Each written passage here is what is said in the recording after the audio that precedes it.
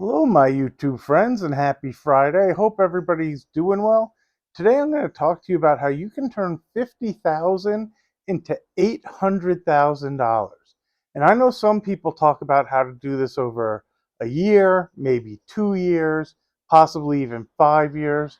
Well, I have a strategy that you can get this done probably in under an hour. And it's really incredible. Now, keep in mind, like always, this is not financial advice. You need to do your own research and reach out to your financial advisor when making your decisions on how to invest. But this one's a keeper because I've been watching a lot of videos on these guys who are making 80 to 100% per year. And the more I dig, and then I watched a video on somebody using leaps. And I think that's what's going on with some of it. And when I started digging into it, I don't know that they really comprehend what they're doing. And I don't want that to be the wrong way. Because if one or two of you are watching the video, I understand you understand, but I don't think you really understand the risks involved. Now, for my strategy, living out here in Las Vegas, it's very simple because I live in Vegas. I'd probably do it with roulette, but blackjack works well too. You start with the 50 grand and I would put it on either black or red. And if I win, that's now 100,000. I would then maybe put it on the same or the other one, depending on how I feel. And I would take that 100,000 and put it down, and that 100,000 would then become 200 if I win again. And then I would do that two more times, so the 200,000 could become 400 and the 400,000 could become 800,000. I see that as a good way to take a risk on an amount of money that pretty much anybody can afford, to just see if they can turn that little bit of money into a nice little pile of something. Now, I hope you guys know that I'm joking, but let me explain a little of what I think is being missed on this strategy. So, a lot of them seem to use NVIDIA, and I'm sure that's for some random reason. It can't have anything to do with that it ran from $40 to $1,200, then split from for 10 for 1. And it bounced around a bit after the split, but now it's up to, I think it's $180 today. So the equivalent of 1,800. I'm sure that has nothing to do with them randomly using that one stock.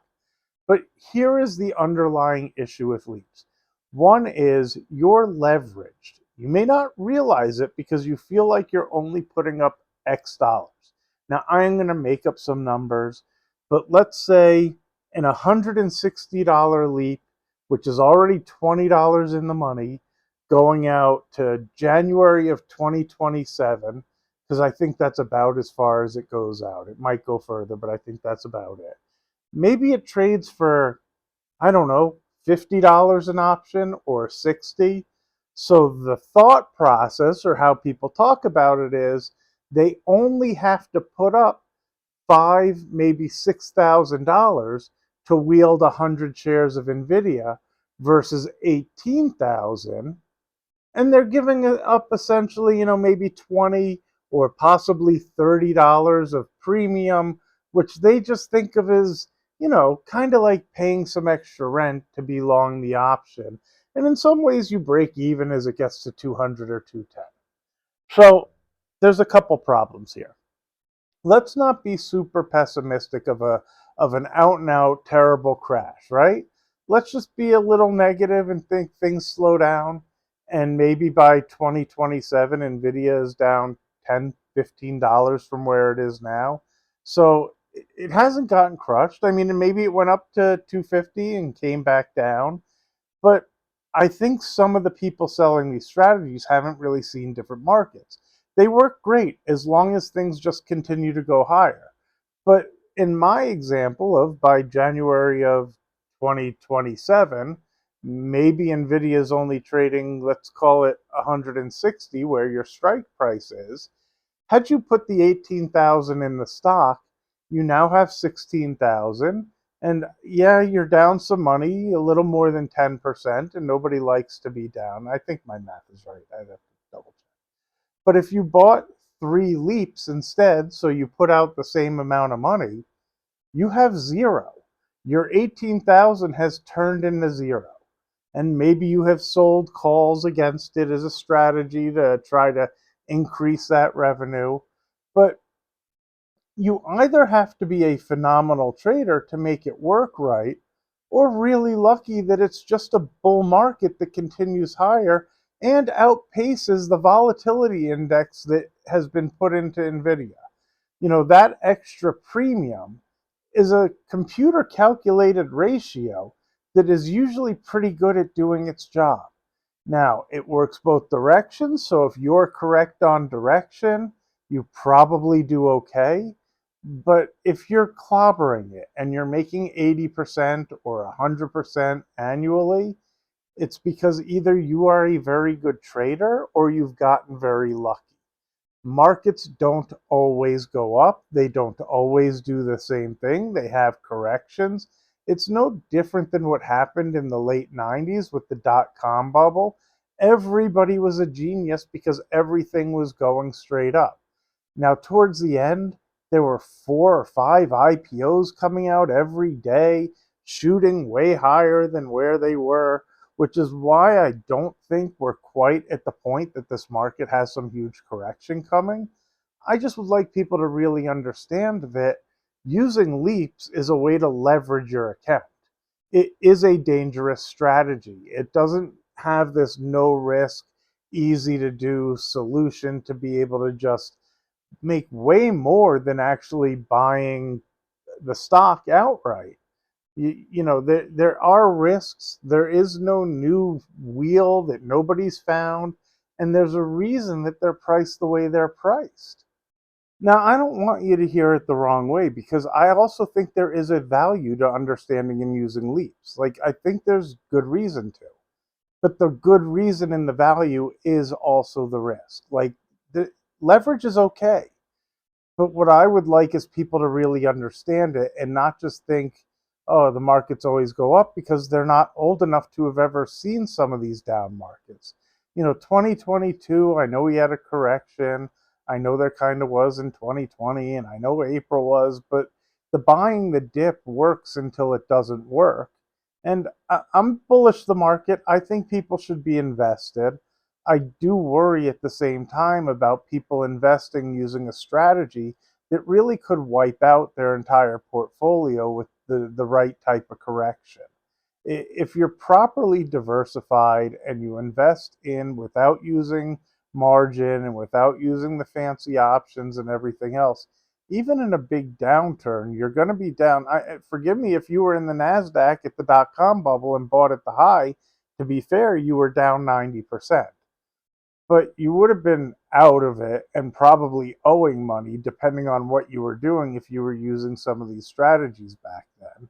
And if you just sat and owned the shares and didn't pay attention, well, the market ended up taking some time and going back up and making new highs, and we're significantly higher now. In fact, if you bought at the high of the peak and still owned, if I've seen a few videos on it, I have to like I think you still have made over 10. I think you've made like 13% return over the past 25 years or so, which is pretty incredible considering you bought it at the not you at the worst possible time. Now, on a separate note, that popped in my head. I apologize for the video for yesterday. I probably will delete it at some point. I don't know when. It is what I think. I will defend it. I hope people who saw it make comments on it and tell me your thoughts because I'm open to a discussion. I'm really rational about that stuff and I don't get real upset. But I've just been getting frustrated about things I'd seen on the internet and felt the need to put it out. At the same time, if Lily, forgive me, if my wife sees it, she'll get annoyed because I get it. I don't want neighbors or friends or people who have a different opinion seeing the video, getting annoyed with me and having an opinion about us who maybe it's people we like and just see things differently as to what's going on. Anyway, enough about that. Back to the finance stuff. But these strategies, yes, you have an opportunity that you might make a lot more money than just boring old investing. I get that. But unless you're actively paying attention and you understand them, which in that case, by all means, trade however you want to trade. But if some doctor, lawyer, garbage man, manager at a whatever, is using these strategies because they're following some YouTuber. It's very dangerous, and they may not realize the danger they're taking on. And if they're not on top of the positions, like it just may not work out the way you hope. Now, flip to the one I'm beginning to bang my hands on the table. I still really like United Health. I still see some other things that are cheap out there. It's tough for me because, like, I picked up Conagra recently, but it's not a company I really like. I think it'll take a long time, but I'm happy to get a 7% dividend in the meantime with a little bit of Conagra. Going back to it's boring. I get it, and I'm not going to get rich owning Conagra, but I don't think they're going out of business, which could happen in any stock. Disclaimer, you need to do your own research. But I think I'll get my 7% dividend. I don't think they're going to have to cut with their projections of what they're going to make next year.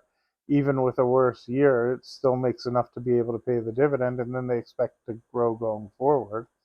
Um, it's boring, and I'm not going to double my money, and I'm not going to leverage it and put on leaps or anything else because it just doesn't make sense for where I am. Now, it might make sense for somebody else, and if you have questions about that stuff, I really do understand trading, so I'm happy to discuss it and tell you my thoughts and give you my opinions of which one are good. Like even United Health, I don't think buying, I saw I was wrong earlier in the video. They have options out until December of 2027. And if I remember correctly, because I kind of glanced, the 250 call and it's trading right around 250 is trading for $60, which means, essentially if you're holding it till December of 2027, you're paying $310. Now it'll have ups and downs along the way if it gets there. And yes, you're able to buy or wield 100 shares for only $60 instead of having to put out 250. So you could buy 400 shares. But if it hasn't gotten up to 310, well, you're going to be down the equivalent of those 400 shares by December 2027. So you're just taking on more risk. Now, if it happens to get above there, yeah, instead of owning 100 shares, you're long 400, putting out the same amount of money, but that's called leverage. And if it limps around in 2027 December, it's still around 250, you've lost all $25,000, whereas the person who bought 100 shares hasn't lost anything. I hope that makes sense, and I'm happy to explain it more in detail. Like, make comments in the comment section if you don't understand or where it went awry so that I can explain it a little bit better. But I think these can be good strategies, but they're nothing new. And if somebody thinks that it's like this new, like that's just, it can't fail, it's simply because they haven't been around long enough to see enough markets to understand that things happen in the markets and it's not any guarantee.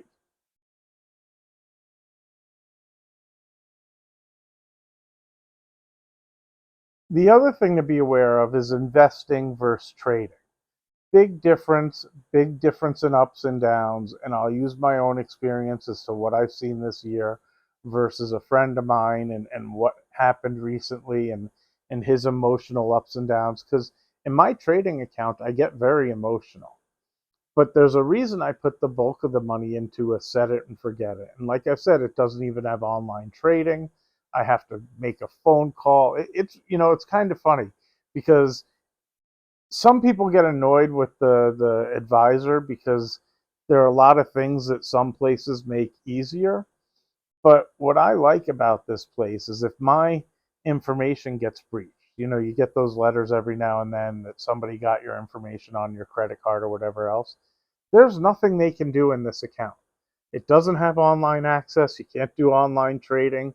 You have to call the manager, the broker who manages the account to do any changes to it. And he pretty much knows all of his clients. I mean, he knows my voice, so it's not like somebody else could call up and change my address or my bank information.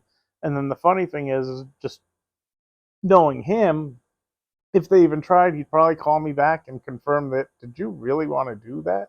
So they can't even get into the account. It makes me super comfortable to have it there, and it's kind of why I call it a set it and forget it and think of it in a safe deposit box.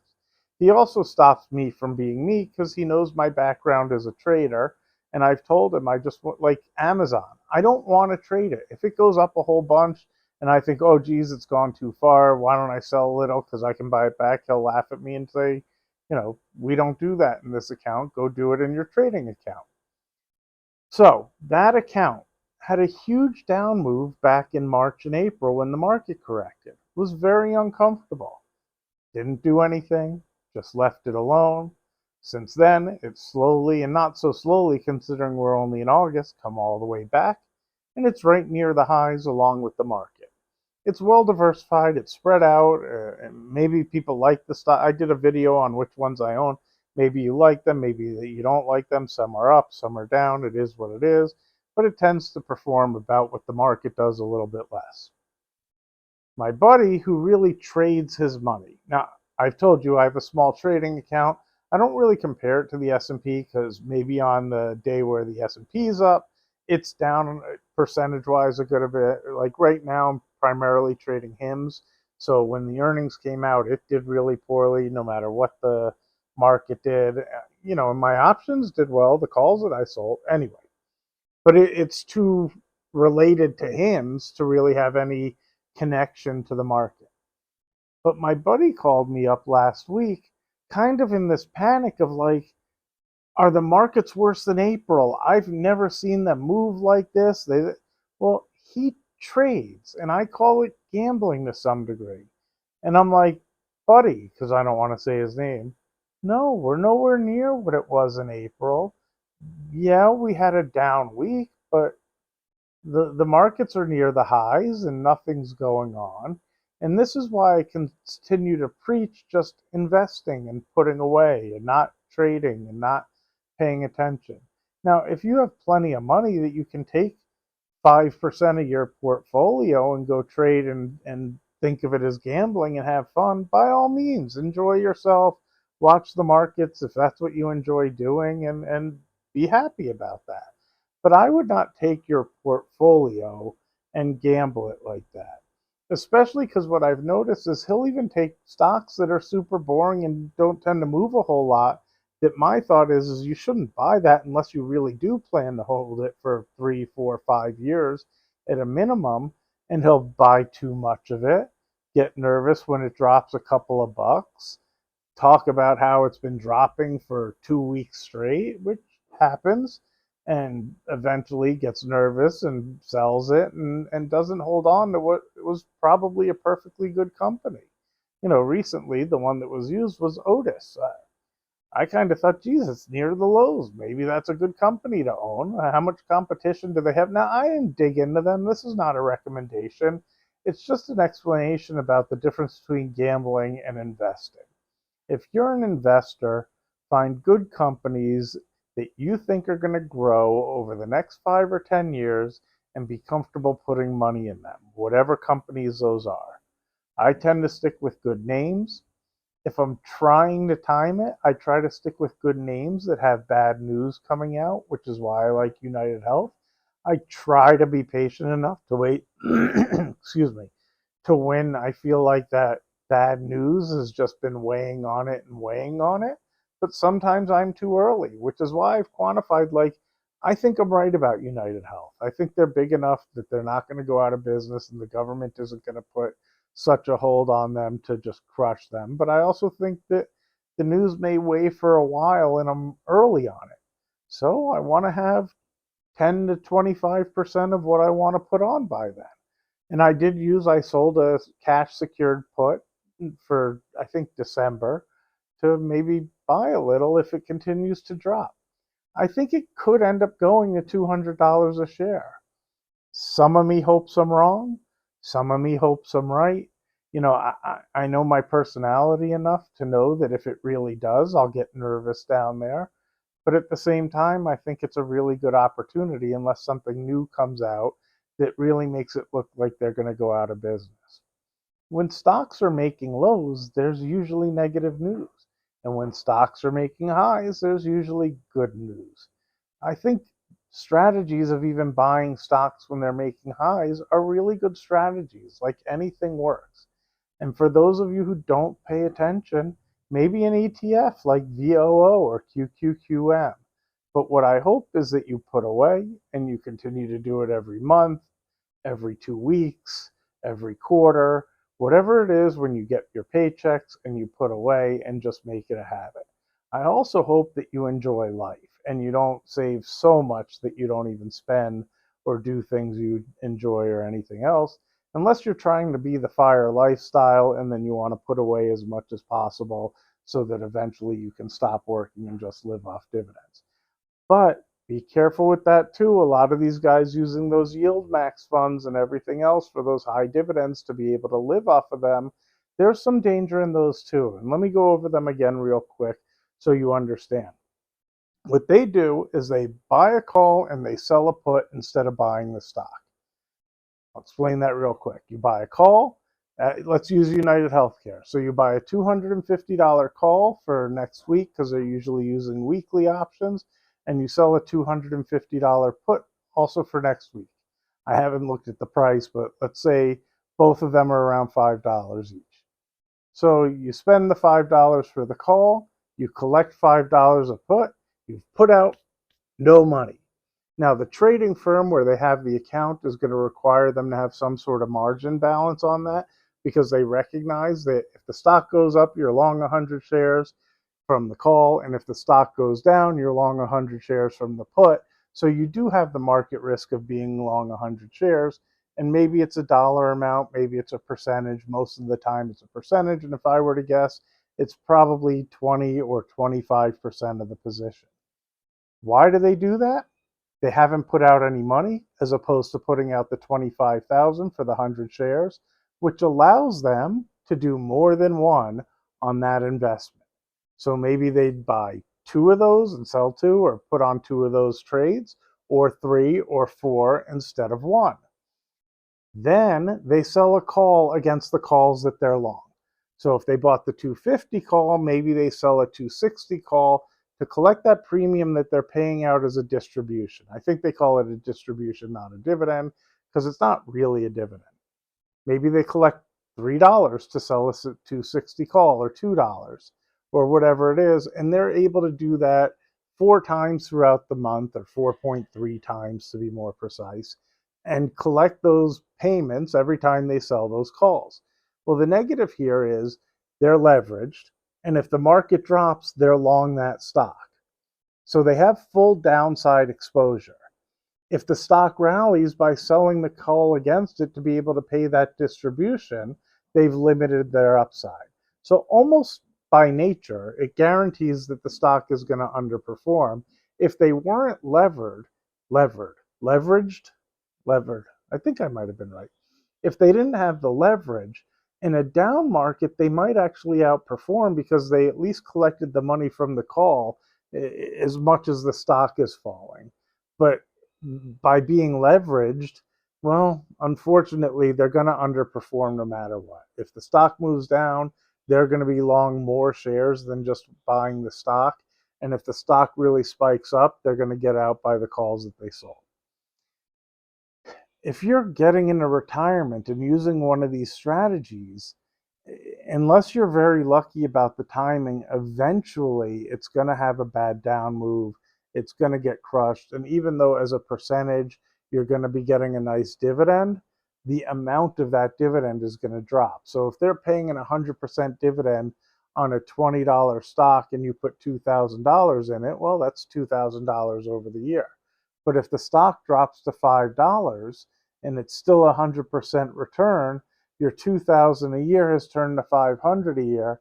And by the nature of these funds, that's kind of how they're designed to work. So it's probably going to drop unless the stock just has a consistent, continues to go higher and higher and higher, in which case you've gotten very lucky as to how it works.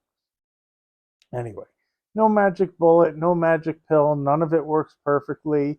There's reasons for every single strategy out there. I just hope everybody just puts away and saves, and you amass a good amount of money over the timeline of where you want to get. And if you're using that fire strategy, don't jump into these high yield stuff too early and run the risk of having some problems. Now, maybe a JEP-E or a JEP-Q, like they might be okay. They're a little less egregious and they're still using some margin, but I think they'll be a little bit better. Um, and look, even I own not really too much of the covered calls. I bought a little bit just to see how it works out because everybody's talking about them. But some high paying dividend type stocks and some REITs and stuff like that. So it's not like I totally disregard it. I just want people to have an understanding of what they are. Now, I also promised one of the subscribers that I would delve into the dividend account. The only reason I haven't is I tend to make changes in it. The only thing that I haven't made changes in is the set it and forget it account.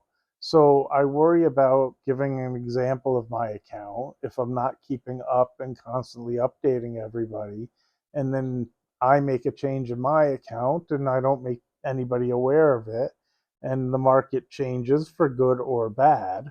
And for the example, I worry that something bad, like if I get lucky and I get out of something and it then goes lower, and then the comments in the comment section about why'd you recommend this and I bought it and now it's gotten crushed and like I do I worry like it's why I don't want people following my advice or following anybody else's. You know, if you hear something that makes sense and you like the idea, I get it. I do that too. I do it all the time with Joseph Carlson. I like his suggestions, but I've also done it with Ryan and Russ and you know a whole bunch. I know I'm forgetting some of them, but you know, like I get it, so I do too.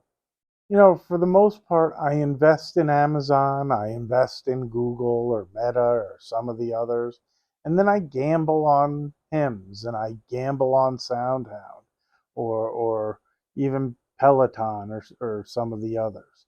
And what I hope is I get lucky on something like that. But when I gamble, it's very small as a percentage of the account.